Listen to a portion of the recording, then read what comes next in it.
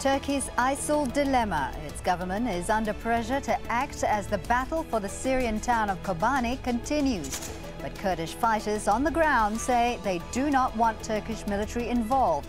So what's Turkey to do? This is Inside Story.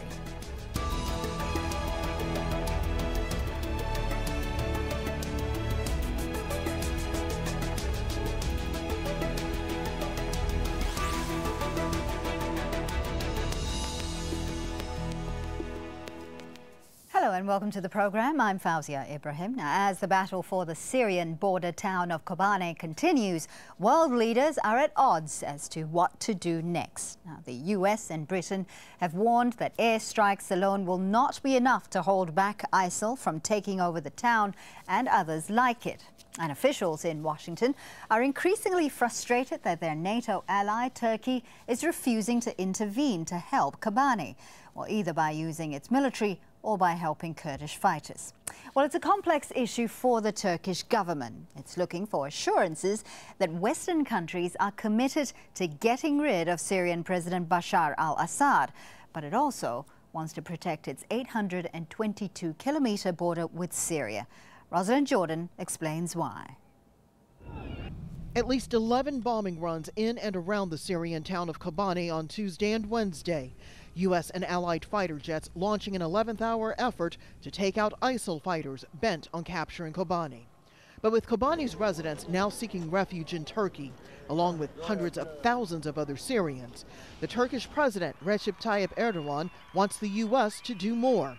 He wants a buffer zone inside Syria to send the refugees back and to protect Turkey from an ISIL attack. The French President François Hollande endorsed the idea on Wednesday, and the U.S. Secretary of State seemed open to the idea. If Syrian citizens can return to Syria and be protected in an area across the border, there's a lot that would commend that. But at the same time, you'd have to guarantee safety, guarantee there wouldn't be attacks by the government, other kinds of things would have to happen. So it needs a thorough examination. We're all in favor of looking at this very closely. But Kerry's comments appear to be out of step with the rest of the Obama administration. For weeks, the U.S. military and the White House have pushed back against the Turkish proposal, calling it a distraction from their goal of eliminating ISIL as a threat. A Pentagon spokesperson backed that idea again. We know of their interest in this.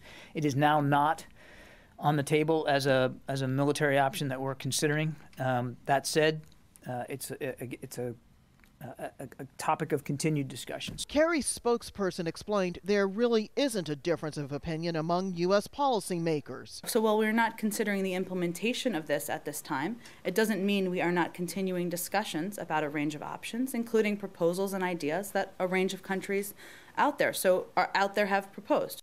Secretary of State John Kerry says the special envoy on ISIL will discuss the buffer zone idea with Turkish officials later this week.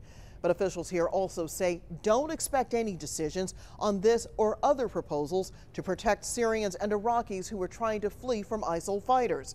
And that's because they say this is going to be a long fight. Rosalind Jordan, Al Jazeera, the State Department.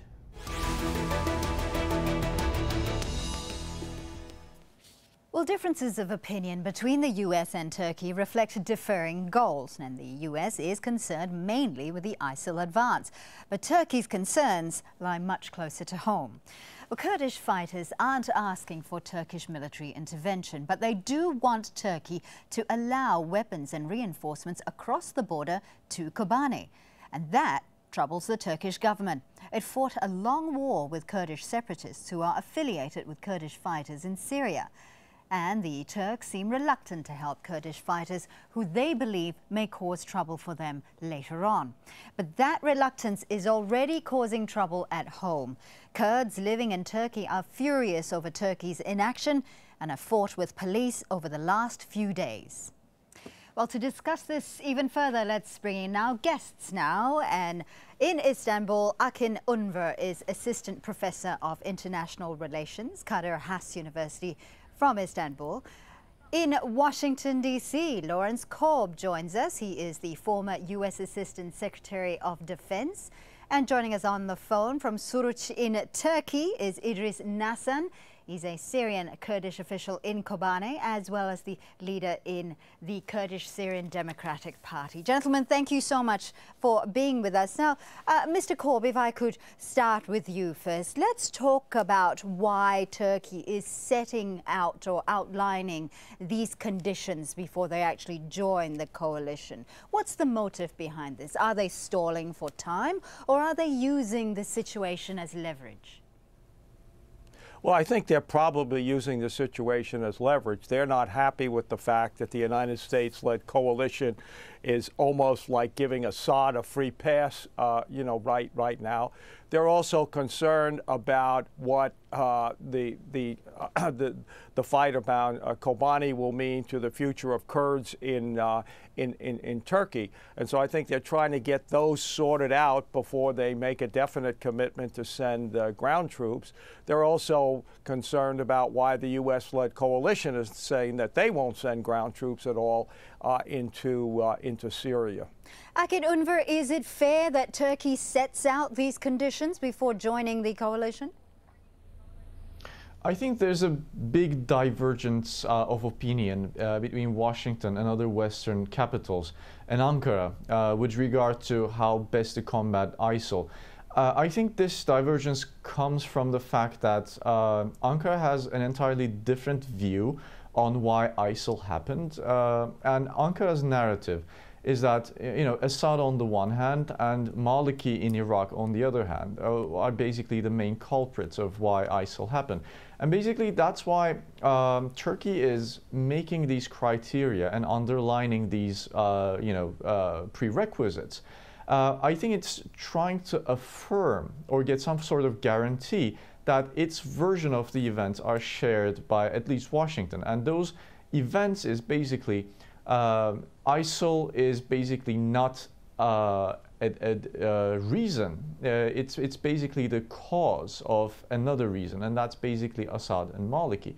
So Turkey will try to. Turkey is making the case that to get rid of ISIL, you first have to get rid of all the components that created ISIL in the first place, and that means basically fighting with Assad and basically isolating Assad into a south enough zone that it won't bother the north. It's certainly a very complex issue. Now I want to throw my next question to Idris Nassan, who joins us on the phone. You are in Suruç at the moment. You are closest to the fighting in Kobane, closest to the Turkish border there.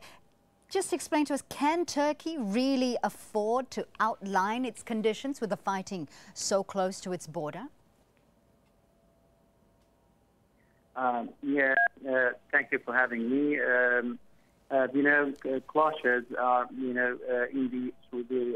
for 4 days, there are 3 clashes inside the city of Kobane. The ISIS could control some part of the eastern suburbs of Kobane. They yesterday, especially, they made some progress. They tried hard to get to the center of Kobane, but there were, strong response by YPG, and also there were intensive, strikes by the international coalition that stopped them and pushed them back. YPG in the last hours of the day, pushed them back and made some progress against them. Now they are not, on the close to the. Right. Idris, let me just interrupt you here and say you're explaining to us where the fighting is at the moment. Just paint for us this picture. What happens if Kobane falls? What happens? Let's just say what happens that ISIL is able to overrun Kobane and get its fight right up to Turkey's border. What happens then? Yeah, of course. The ISIS is preparing for this battle, maybe for a long time when they were, they invade many places inside Iraq, controlled many military places, and, seized a lot of heavy weaponry also inside Syria. And there were many, military forces that ISIS controlled, and they brought all this heavy weaponry and also thousands of foreign fighters from all over the world to the surrounding of Kobane to attack this town that, that they are trying for more than a year to capture, but they fail every time. And also, we have to know that there's another reason, which is a political reason by the neighboring countries, especially Turkey, and the Turkish government give a blank eye to the crossing of help and foreign fighters to ISIS inside Syria. Right. Even the international coalition, when they want to strike the ISIS in the surrounding of Kobane, Turkish make some pressure on them to not let the international coalition to strike intensively the ISIS positions in Kobane, because they want the ISIS to control Kobane as soon as they can, because they want to have an excuses to invade Kobane. Idris, I'm just gonna ask you to just hang on a minute, and I want to throw this next question to Lawrence Korb. Lawrence, just explain to us, who is being held hostage here? Turkey, as it tries to protect itself from the Kurdish fighters, or ISIL, or the Kurdish fighters who are in the thick of things, or is it the international community that's in their fight against ISIL? Who's being held hostage by this situation?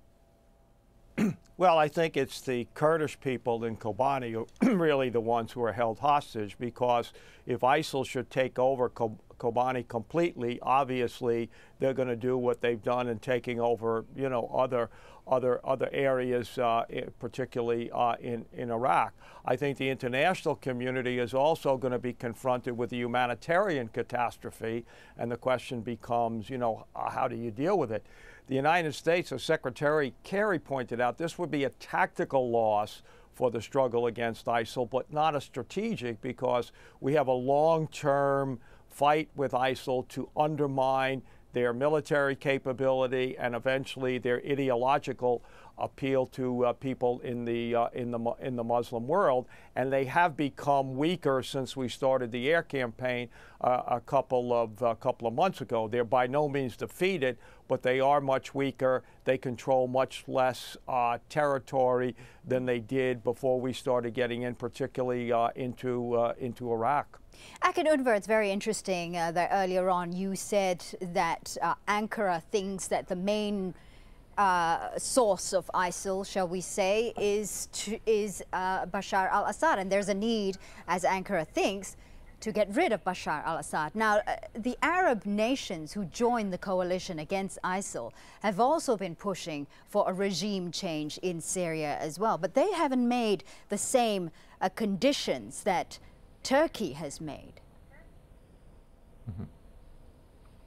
Well, the reason primarily is that Turkey is interested in kind of defending its own territory, both its border with Iraq and Syria. When you think about it, when we think about ISIL in Iraq and in Syria, Turkey is best positioned to actually fight ISIL or somewhat establish a buffer zone.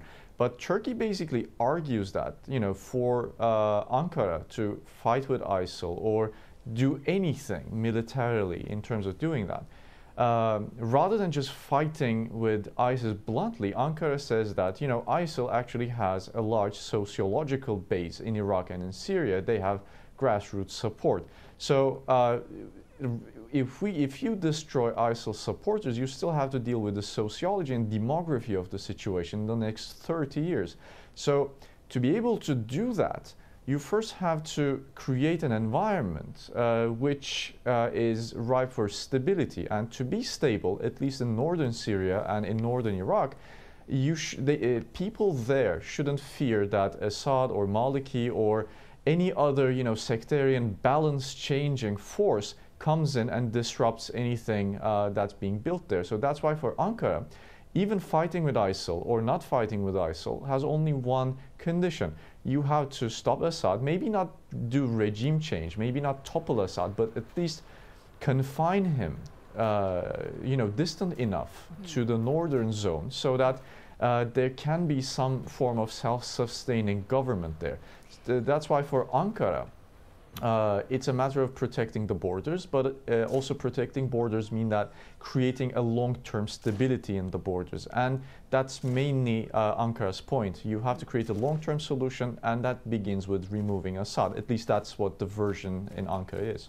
In the meantime, though, the people at the borders are suffering. Now, Idris Nazan, obviously there's a lot of distrust between the Turkish government and the PKK, the Kurdish fighters as well. Now, given the decades of conflict between the Turkish troops and the PKK, how do you see them at all trying to get over this, to try to fight ISIL? Is there any way at all that they can come to some sort of compromise to be able to join the efforts to try to combat ISIL? Yeah, we have enough fighters, YPG, and we have thousands of experienced fighters who are fighting against ISIS for more than a year. We don't have need for fighters of PKK to come to Kobane. And just what we call the international force to give us, some ammunition and some, heavy weaponry that are effective against the heavy weaponry of ISIS. We didn't do any call for troops, for landed troops, not by the international community, no by KKK or other Kurdish, organizations or political parties. Just we call for help, for weaponry and for ammunition. This is what we need, not fighters on the ground. Now, Lawrence Cobb, are you confident in any way, let's just say, if Ankara is able to join in the coalition and agree to help, do you think Turkey and the fighters near Kobane, the Kurdish fighters, would be able to work together? Well, I think that's really up to Turkey. I think the fighters around Kobane would be more than happy to see the Turks, at least in the short term. But as we've been talking about here, a lot of the countries are concerned about the long-term impact of this. I mean, even if you can save Kobane, then what do you do with Assad? Are you basically, if you can repel ISIL from taking Kobane, are you enhancing the power of Assad? And I think that's what people are concerned. And this becomes very complex because in Iraq, the coalition is basically being helped by Iran.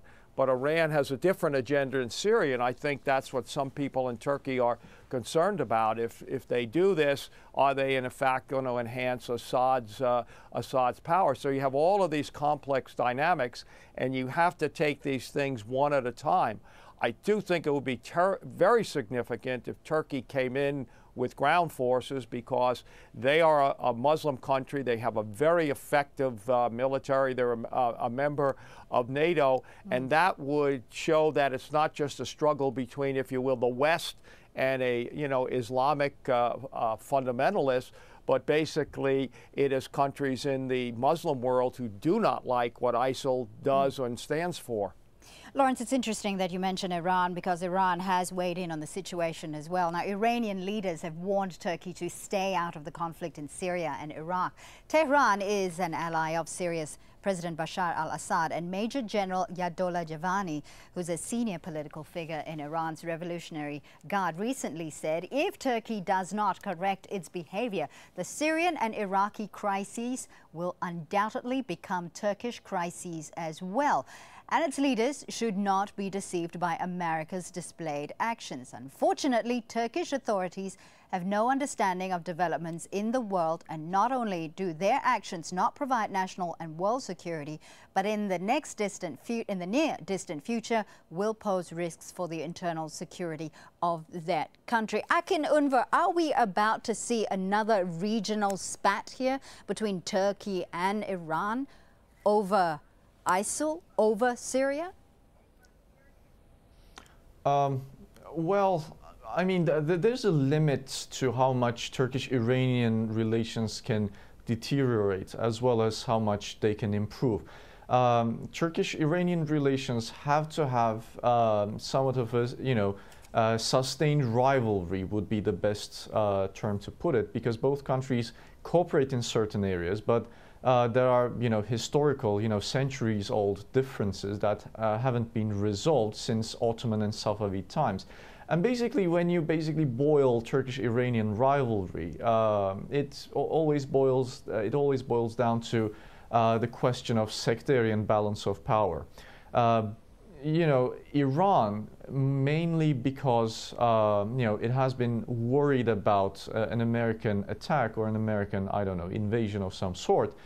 Its main policy was to basically expand its influence zone and follow the policy of expanding its militant infrastructure, as well as expanding its uninvisible assets around its territory. But when you see from the perspective of Ankara, it's basically a move to change the sectarian balance of power. So Ankara basically argues that the reason why ISIL happened is that Iran and Syria, as well as Iraq with the case of Maliki, they engage in a very sharp and very aggressive policy to change the sectarian balance of power. Iran disagrees, and that's one of the issues that cannot be resolved in the foreseeable future. Right. Idris, Nassan, we're just running out of time here, but I want to ask you, just tell us what would be the consequences if Turkey does not join the coalition soon?